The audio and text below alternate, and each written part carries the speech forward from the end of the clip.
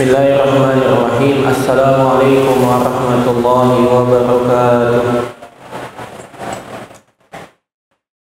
Innal hamdalillah nahmaduhu wa nasta'inuhu wa nastaghfiruh wa na'udzu billahi min shururi anfusina wa min sayyiati a'malina. May yahdihillahu fala mudilla lahu wa may yudlil fala hadiya lahu. Asyhadu an la ilaha illallah wahdahu la syarika lah wa asyhadu anna Muhammadan abduhu wa rasuluh. Qala Allah ta'ala ya ayyuhalladzina amanu taqullaha haqqa tuqatih wa la tamutunna illa wa antum muslimun. Para jamaah sekalian, para santri, bapak-bapak, ibu-ibu yang semoga dirahmati oleh Allah Subhanahu wa taala. Alhamdulillah, pada hari kedua bulan Ramadan, Allah Subhanahu wa taala masih memberikan kita kesehatan, kesempatan dan nikmat yang begitu banyak sehingga kita masih dapat melaksanakan ibadah yang agung, ibadah puasa. Kemudian salawat beriringan salam marilah terus kita panjatkan kepada Nabi kita, Nabi besar Muhammad sallallahu alaihi wasallam. Semoga salawat dan salam juga tercurah limpahkan kepada keluarga, sahabat dan umat beliau yang mengikuti dengan benar sampai hari kiamat. Para jamaah sekalian, bapak-bapak, ibu-ibu dan para santri yang semoga dirahmati oleh Allah Subhanahu wa taala. Insyaallah pada Ramadan tahun ini 1444 Hijriah kita akan membahas pada kajian menjelang berbuka sebuah kitab tipis yang disusun oleh Syekh Abdul Razzaq bin Abdul Muhsin Al-Badr hafizahullah ta'ala, yang mana kitab itu beliau beri judul Min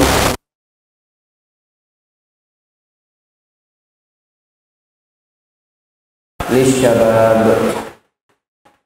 dari wasiat-wasiat salaf untuk para pemuda, atau kita terjemahkan wasiat para salaf untuk para pemuda.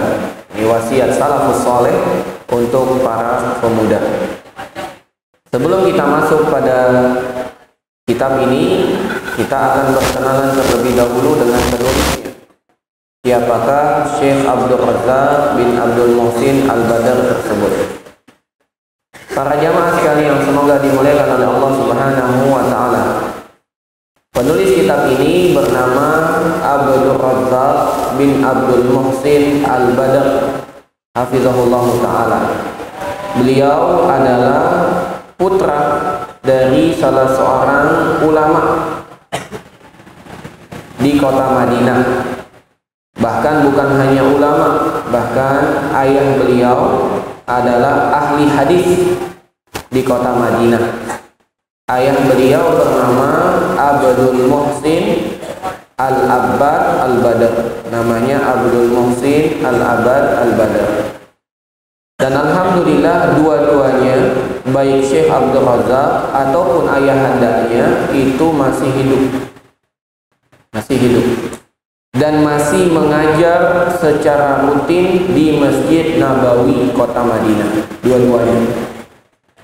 Cuman sebelum Ramadan kemarin, ayahandanya Syekh Abdul Muhsin menarik diri karena alasan kesehatan. Beliau mencukupkan majelisnya di Masjid Nabawi. Jadi beliau tidak mengisi kajian lagi dan digantikan oleh anaknya, yaitu Syekh Abdul Razzaq. Jadi Syekh Abdul Razzaq punya 2 kali jadwal di kota Madinah, di Masjid Nabawi. Pertama, majelis beliau setelah subuh. Itu membahas kitab Riyadhus Shalihin. Yang kedua ba'da maghrib. Itu membahas kitab Umdatul Ahkam. Ya, jadi beliau punya 2 jadwal dalam satu hari, 2 majelis, ba'da subuh dan ba'da maghrib. Kemudian beliau dilahirkan di kota Zulfa, 300 km dari kota Riyadh, pada tanggal 22 Zulqa'dah 1382 Hijriah.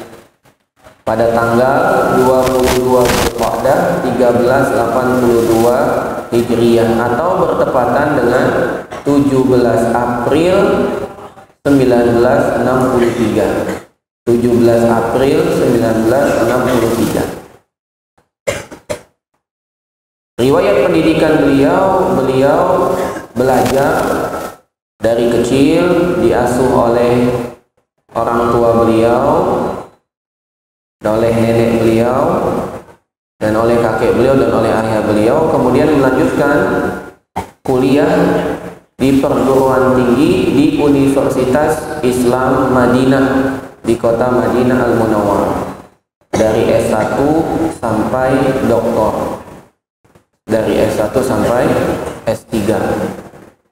Beliau juga bertemu langsung dengan beberapa ulama seperti Syekh Abdul Aziz bin Baz. Beliau mengambil ilmu juga dari beliau. Demikian juga beliau mengabdikan diri beliau untuk mengajar di kampus beliau. Beliau mengajar di Universitas Islam Madinah dan mendapatkan gelar guru besar. Dapat gelar guru besar di Universitas Islam Madinah. Jadi beliau sekarang adalah Profesor Dr. Abdul Razak bin Abdul Muhsin Al-Abbad Al-Badr Hafizahullah Ta'ala. Karya beliau banyak sekali, dan salah satu keberkahan karya beliau digunakan oleh banyak penuntut ilmu di penjuru dunia. Dulu sebelum corona, sebelum COVID, beliau rutin datang ke Indonesia, berkunjung ke Indonesia.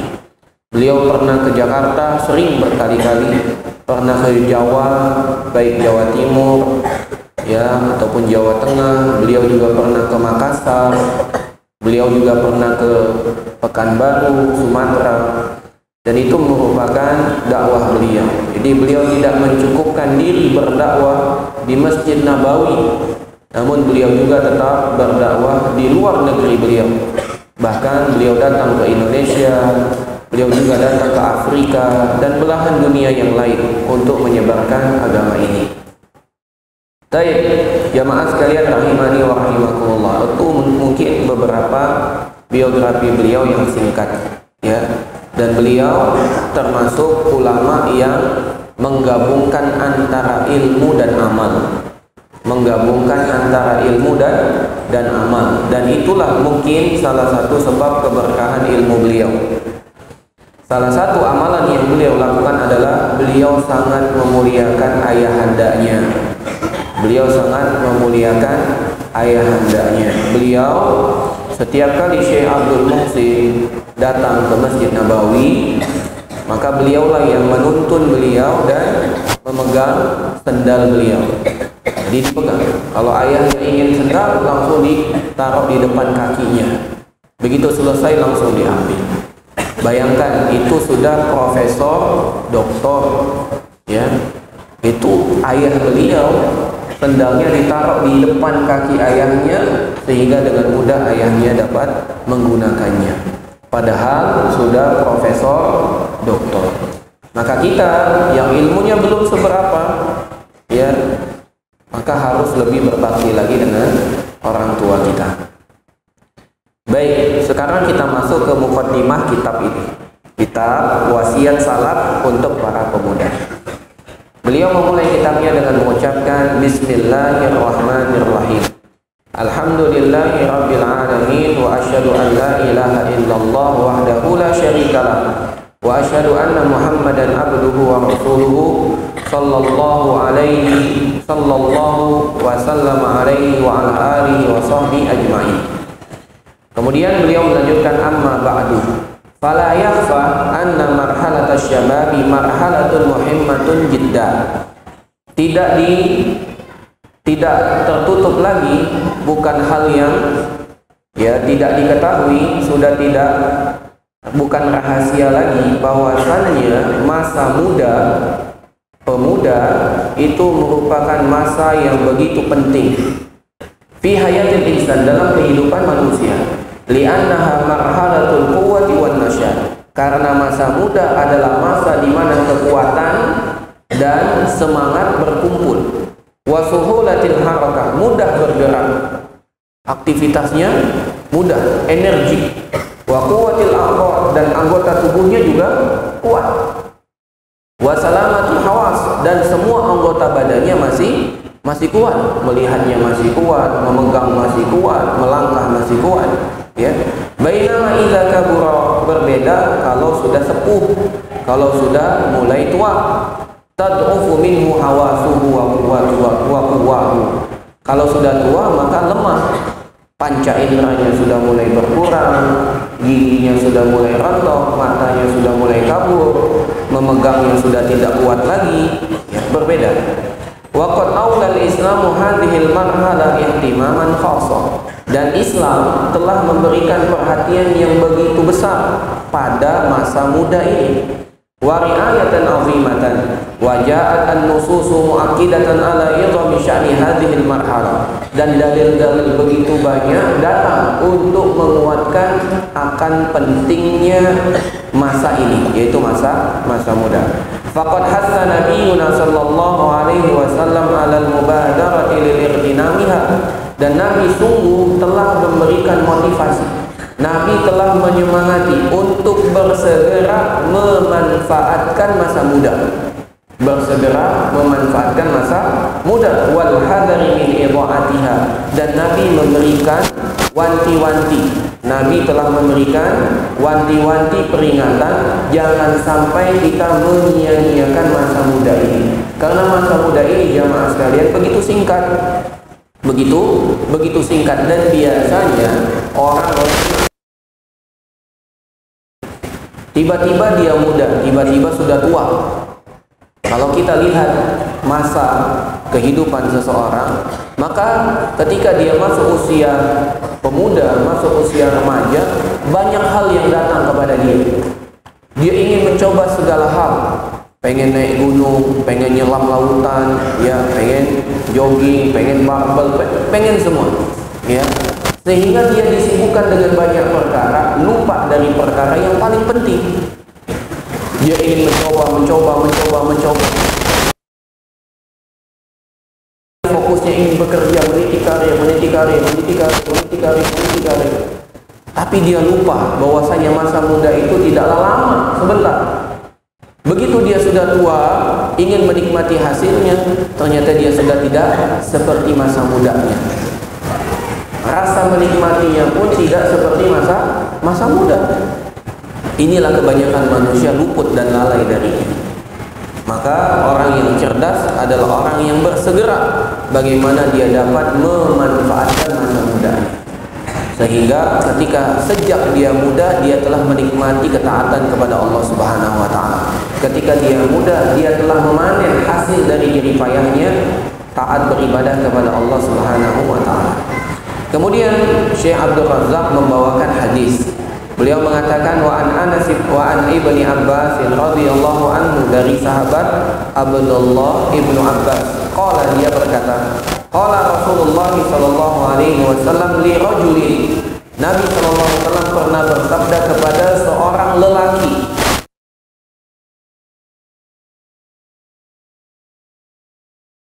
Nasihati pemuda. Apa kata Nabi sallallahu alaihi wasallam? Irtanim khamsan qabla khamsin. Manfaatkan 5 sebelum 5. Manfaatkan 5 sebelum 5. Apa kata Nabi sallallahu alaihi wasallam? Yang pertama, syababaka qabla haramika. Masa mudamu sebelum datang masa tua. Ini lawannya. Manfaatkan masa muda sebelum datang masa tua. Yang kedua kata Nabi sallallahu alaihi wasallam, wasihhataka qabla saqamika. Manfaatkan masa sehatmu sebelum datang masa sakitmu. Kemudian Nabi sallallahu alaihi wasallam mengatakan, wa ghinaka qabla faqrik. Manfaatkan kekayaanmu, manfaatkan hartamu sebelum datang masa sempit, sebelum datang kefakiran. Yang keempat kata Nabi SAW, wa faraghaka qabla syughlik. Manfaatkan masa luang Kalian sekarang masih memiliki masa yang luang, banyak waktu kosong, manfaatkan sebelum datang masa sibuk. Ya, bahkan untuk meletakkan badan di atas kasur pun sudah tak mampu lagi, saking sibuknya. Yang kelima, wahayataka qabla mautik, masa hidupmu sebelum datang kematianmu. 5. Masa muda sebelum tua, sehat sebelum sakit, kaya sebelum miskin, luang sebelum sibuk, mati hidup sebelum mati. 5. Coba kita perhatikan. Ada yang pertama, masa muda. Kemudian Nabi SAW tutup dengan apa? Bukankah dalam masa kehidupan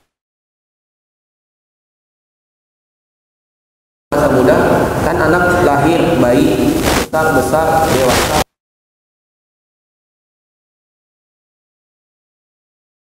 itu kan tahapan kehidupan. Berarti ada pertanyaan, kenapa tidak dicukupkan saja untuk menyebutkan 5?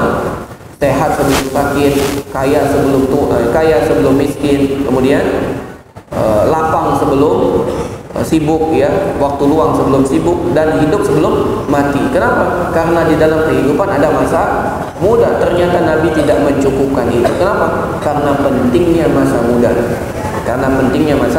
muda. Famarhalatu syababi dakhilatun fi umumi qaulihi sallallahu alaihi wasallam wa hayataka qabla mautika. Sesungguhnya masa muda itu masuk dalam keumuman sabda Nabi, masa hidupmu sebelum datang kematianmu. Lakinnahu, akan tetapi Nabi sallallahu alaihi wasallam khassa hadhil marhalata, mengkhususkan masa muda bidzikri, dengan menyebutkannya li'izami ahammiyatiha, karena agungnya kedudukan masa muda tersebut, wa kabiri sya'niha, dan karena agungnya kedudukan masa muda. Fayan bagi, maka sudah sepantasnya, kata penulis, at-tayaqquz, sadar, terjaga, bangun. Sudah seharusnya kita bangun, kita melek, kita sadar. Lidzalika wa adamu tahawun biha, sudah wajib bagi kita untuk sadar, dan kita harus hati-hati, jangan sampai kita menyepelekannya. Kemudian penulis juga membawakan sebuah hadis yang lain. An Ibni Mas'udin, dari sahabat Abdullah ibnu Mas'ud radhiyallahu anhu, anna Nabiy sallallahu alaihi wasallam qala, bahwasanya Nabi sallallahu alaihi wasallam bersabda. Apa kata Nabi sallallahu alaihi wasallam?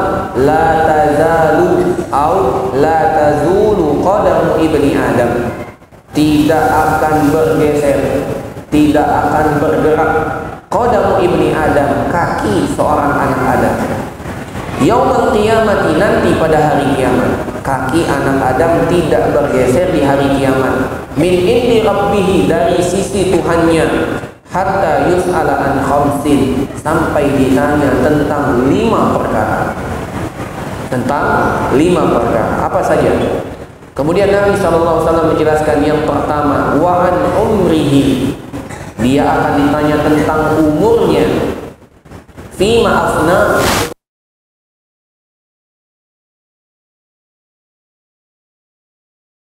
yang kedua, wa an syababihi, dia akan ditanya tentang masa mudanya. Ini untuk apa dia usangkan, untuk apa dia pakai, ya, tentang masa mudanya, untuk apa dia pakai. Yang ketiga, wa malihi, dan dia akan ditanya tentang hartanya. Min aina iktasabahu, dari mana dia peroleh harta tersebut. Yang kelima, yang keempat, Nabi SAW bersabda,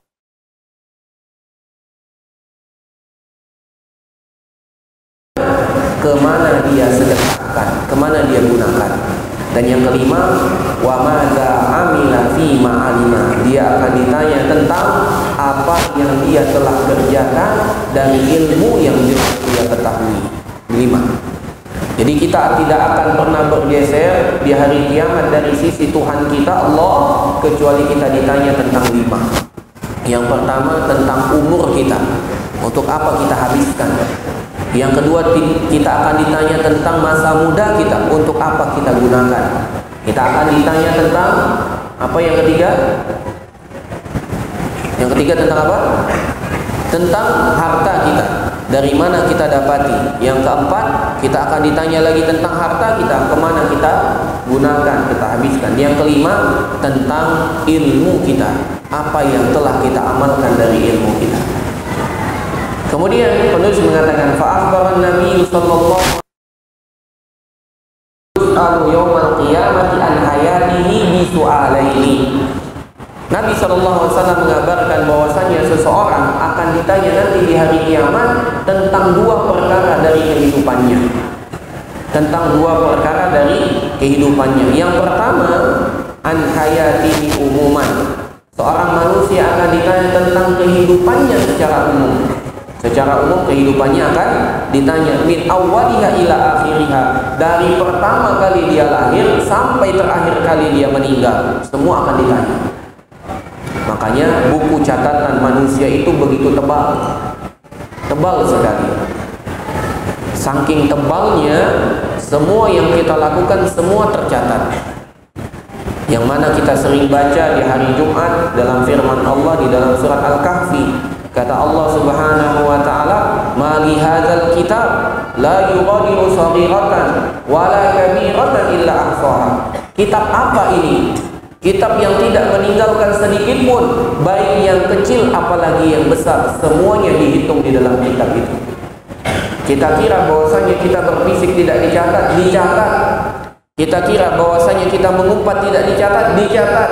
Kita kira bahwasanya kita menoleh ke kanan dan kiri tidak dicatat, semua dicatat oleh Allah Subhanahu wa taala. Dan semua akan dimintai pertanggungjawabannya. Kenapa engkau menoleh? Kenapa engkau meludah? Kenapa engkau berdahak? Kenapa engkau berjalan? Kenapa engkau diam? Kenapa engkau berbicara? Kenapa engkau diam? Semua ditanya oleh Allah Subhanahu wa taala. Maka itu akan ditanya wa an hayatihi umuman. Kehidupannya akan ditanya dari awal sampai akhir, semua ditanya oleh Allah Subhanahu wa taala. Tidak ada satupun yang luput dari pandangan Allah Subhanahu wa taala. Semua dihitung dengan seksama. Satu persatu akan ditanya. Dan kita akan menghadap Allah satu persatu. Antri. Kata Nabi SAW, "Na'am illa sayukallimuhumullahu yaumal qiyamah." Tidak ada satupun hamba kecuali dia akan diajak bicara oleh Allah Subhanahu wa taala langsung.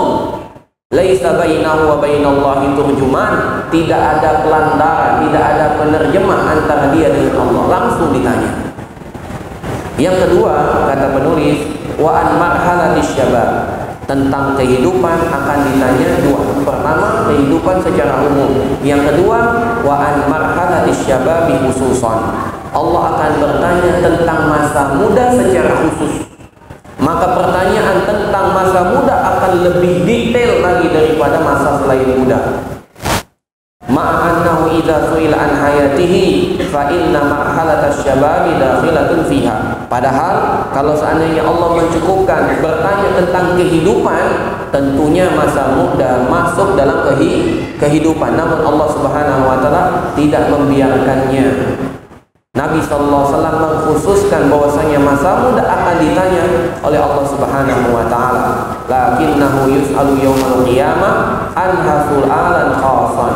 Allah akan bertanya kepada setiap hamba tentang masa mudanya dengan pertanyaan khusus. Maka teringatlah sebuah nasihat dari seorang sahabat Fudail ibn Iyad. Kata Fudail ibn Iyad, ya, bertanya kepada seorang orang yang sudah tua. Fudail bertanya, "Ya rajul, wahai laki-laki, kam umruk, berapa umurmu?" Maka laki-laki itu menjawab, "Situna sana." Umurku situna sana. Berapa situn? Berapa? 60 tahun. Kata lelaki itu, umurku 60 tahun. Maka Fudail mengatakan, "Munzu sittina sana tasiru ilallah." Sejatinya sejak 60 tahun yang lalu engkau berjalan menuju Allah Subhanahu wa taala. Ya kadu antasil, sebentar lagi engkau akan sampai ke tujuan. Artinya umurnya sudah panjang, sebentar lagi dia akan bertemu dengan Allah. Itu pun mengatakan inna lillahi wa inna ilaihi raji'un. Sesungguhnya inna sesungguhnya lillahi, milik Allah. Sesungguhnya kami adalah milik Allah. Wa inna, dan sesungguhnya kami ilaihi raji'un, akan kembali kepada Allah. Maka Fudail pun bertanya, ya rajul, wahai orang, wahai pemuda, hal ta'rif tafsirahu, apakah kau tahu apa tafsirnya? Maka laki-laki itu mengatakan, na'am.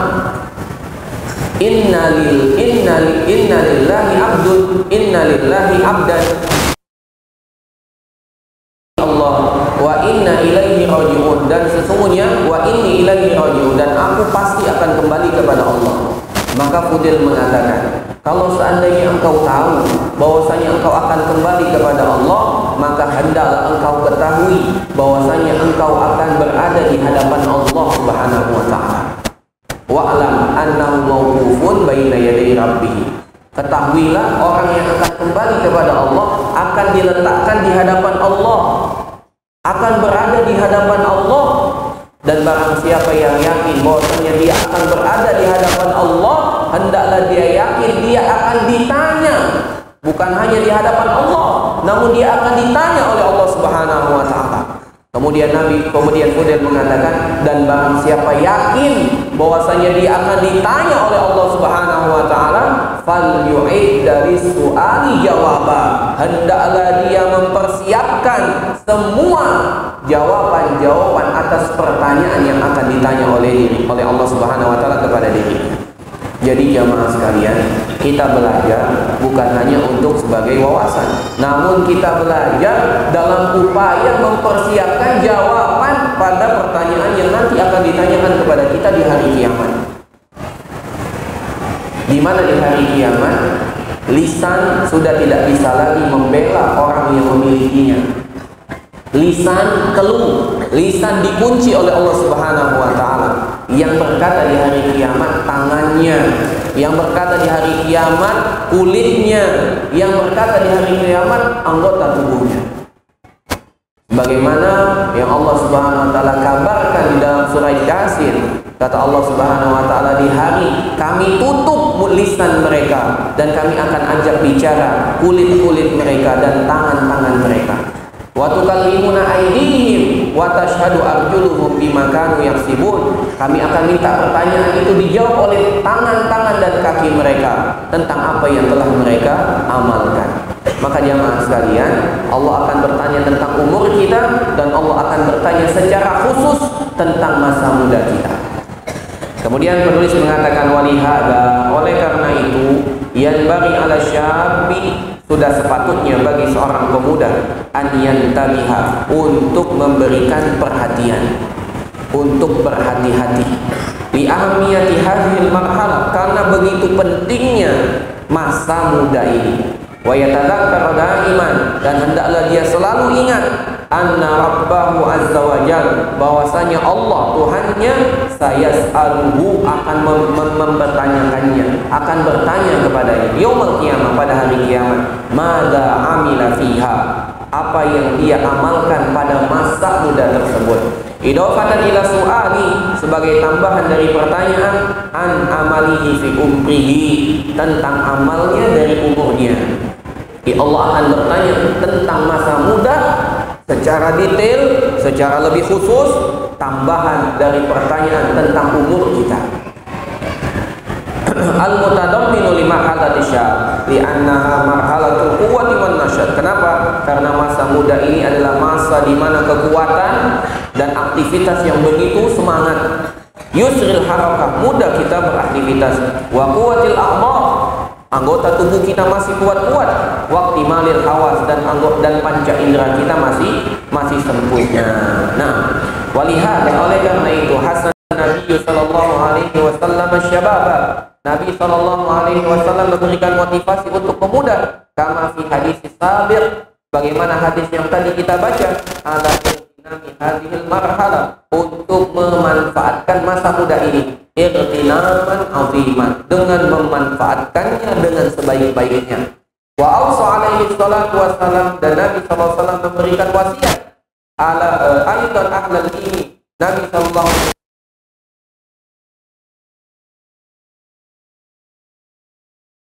dakwati wa ta'limi syabab, dan orang-orang yang terjun dalam dunia pendidikan, dunia dakwah, dunia pengajaran untuk memberikan konsentrasi kepada pemuda. Jadi bukan hanya Nabi memberikan anjuran kepada pemuda, Nabi juga memberikan anjuran kepada orang yang berterjun dalam dunia ilmu, bagi pendidik, bagi orang yang hidup dalam dunia pendidikan, bagi dakwah, bagi dai, maka hendaklah dia memberikan perhatian kepada pemuda. Kenapa? Li'anna syaba yahtaju ila inayatin wa mulatafatin. Karena pemuda adalah orang yang paling butuh untuk kita ajari. Karena pemuda paling butuh untuk kita lembuti. Karena pemuda adalah orang yang paling perlu untuk kita dekati. Karena kalau kita tidak mendekati pemuda, dia akan mendekati orang yang datang kepadanya. Dan betapa sayang dan orang yang fokus dalam dunia remaja, dunia pemuda, kebanyakannya adalah orang-orang jahat yang menawarkan perbuatan-perbuatan yang terlarang dalam syariat. Maka kalau seandainya orang-orang tersebut bersemangat untuk mengajak para pemuda terjun dalam dunia maksiat, harusnya kita ahli ilmu, orang yang terjun dalam dunia ilmu, orang yang hidup dalam dunia pendidikan, dalam dunia pengajaran, dalam dunia dakwah, lebih semangat lagi untuk mengajak kaum pemuda. Kemudian penulis mengatakan wa'rifki wa tawaddud, ya, dan pemuda itu lebih butuh untuk dilembuti, ya, tahbibin lahu fil khairi wa ahlihi hatta la yatakhattafu ahlul batilul arbabul muharramat. Jangan sampai orang-orang dari kalangan yang rusak, dari golongan orang yang batil, lebih dahulu menyambar dan mengambil peran bagi para pemuda. Walihada, oleh karena itu, harisas sahabatu radhiyallahu anhum ala tahqiqi hadhil ma'ani. Para sahabat dulu begitu semangat untuk membuktikan dan mewujudkan nasihat ini, itu nasihat Nabi SAW, sebagaimana yang disampaikan oleh Abu Sa'id Al-Khudri. Kata Abu Sa'id Al-Khudri, idza ra'a syabab, ketika beliau melihat ada pemuda, beliau mengatakan, Abu Sa'id Al-Khudri kalau bertemu dengan pemuda, Abu Sa'id mengatakan, marhaban, selamat datang biwasayati Rasul sallallahu alaihi wasallam, selamat datang dengan wasiatnya Rasulullah sallallahu alaihi wasallam. Subhanallah. Begitu ketemu dengan pemuda, langsung diucapkan selamat datang, langsung diberikan tarhib, langsung diberikan sambutan, bukan ditakut-takuti, namun diberikan sambutan. Ahlan, selamat datang, biwasiyati Rasulullah, dengan wasiatnya Rasulullah sallallahu alaihi wasallam. Apa wasiatnya Rasulullah? Maka kata Abu Sa'id, awsana Rasulullah sallallahu alaihi wasallam, dahulu Rasulullah mewasiatkan kepada kami, an wasi'alakum fi majlis, untuk melapangkan majlis khusus untuk pemuda. Subhanallah. Dahulu Nabi memberikan wasiat kepada kami untuk berlapang-lapang dalam majlis khusus untuk pemuda. Wa an nufhimakumul hadis, dan Nabi mewasiatkan kepada kami untuk berbicara sesuai dengan kadar pemahaman kalian. Subhanallah. Agar kalian paham apa yang disampaikan. Jadi bahasanya pun disesuaikan. Fa innakum khulufuna. Kenapa? Karena sejatinya para pemuda adalah calon pengganti kami, kata Abu Sa'id Al-Khudri. Tidaklah anak muda sekarang akan menjadi tua esok hari. Tidaklah pemuda pelajar sekarang adalah guru di masa depan. Tidaklah rakyat hari ini merupakan pemimpin masa depan. Itu perkataan Abu Sa'id Al-Khudri. Kata Abu Sa'id Al-Khudri, fa innahum khulufuna, karena kalian wahai pemuda adalah pengganti kami, wa ahlul hadisi, dan sejatinya kalian adalah pengganti ahli hadis ba'dana, yaitu yang datang setelah kami. Ini luar biasa. Begitu datang langsung disambut. Wa kana yuqbilu ala syabi, dan Abu Sa'id ketika bertemu dengan seorang pemuda, fayaqul, dia mengatakan, ya benar akhi, wahai anak saudara. Jadi langsung diajak dengan panggilan dekat, wahai anak saudara. Kalau bahasa kitanya, ponaan, sini ponaan. Dipanggil Pak, dengan ucapan wahai keponakanku. Ya benar akhi, wahai anak saudaraku. Idza syakakta fi syai'in, kalau engkau mendapatkan keraguan dengan suatu perkara, fas'alni, tolong engkau tanya kepadaku, hatta tastayqina, sampai engkau betul-betul yakin. Kalau engkau dapat suatu perkara yang bikin engkau ragu, Jangan biarkan keraguan itu datang kepadamu, tanyakan sampai engkau betul-betul yakin.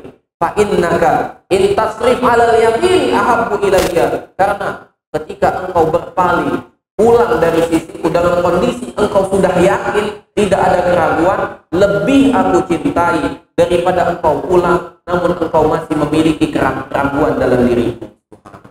Maksud kata Abu Sa'id Al-Khudri sini, tanyakan semua yang menjadi pertanyaan, aku akan jelaskan sesuai dengan kemampuanku. Karena aku sangat senang engkau tanyakan semua itu kepadaku, engkau pulang ke rumahmu dengan tidak memiliki pertanyaan lagi, daripada engkau pulang dengan menyimpan segala macam kegalauan dan kegundahan. Abu Sa'id Al-Khudri, sahabat Nabi SAW yang mulia, begitu memperhatikan orang-orang dari kalangan pemuda. Kemudian jamaah sekalian rahimani wa rahimakumullah, kemudian penulis mengatakan wa kana Abdullah ibnu Mas'ud. Kalau tadi siapa? Abu Sa'id. Sekarang Ibnu Mas'ud.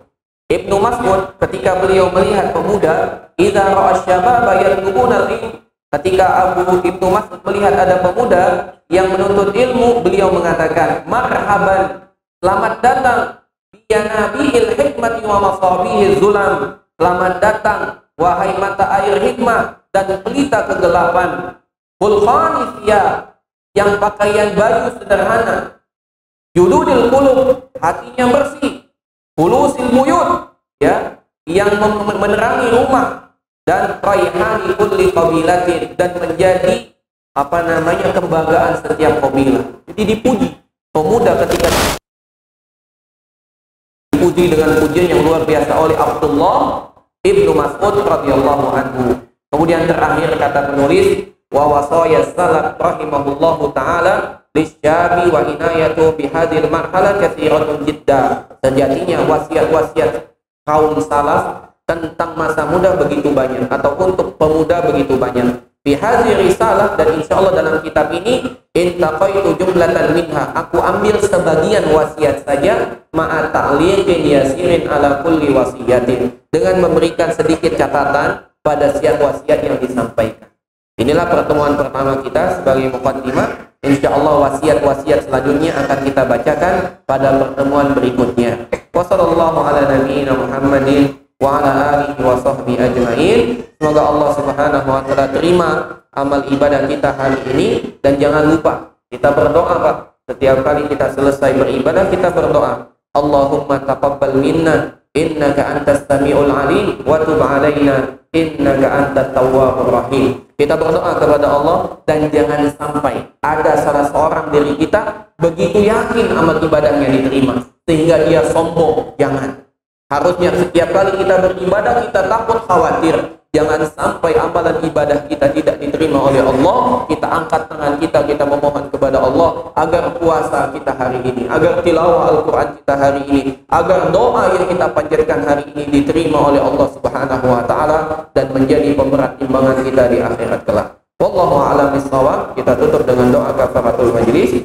Subhanakallahumma wa bihamdika asyhadu an la ilaha illa anta astaghfiruka wa atubu ilaik. Assalamualaikum warahmatullahi wabarakatuh.